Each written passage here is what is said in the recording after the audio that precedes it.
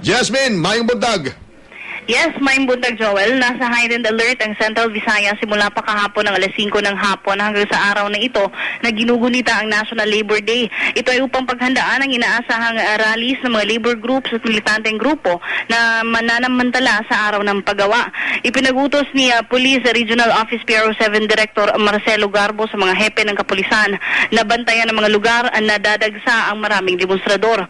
Tinatayang aabot hanggang 2,500 ang makikiisa sa rally na kinabibilangan ng iba't ibang grupo ng mga manggagawa at unyon dito sa Cebu City na sisimulan umano ngayong alas 8 ng umaga at magmamarcha sa Fuente Osmeño Circle hanggang Colon Street.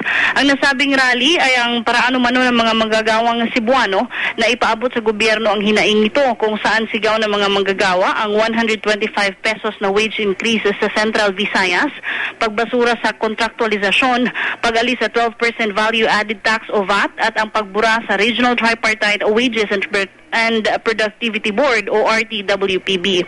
Mula sa RGMA Cebu, ako ang inyong kapuso Jasmine Bailoses para sa Super Balita sa Umaga Nationwide.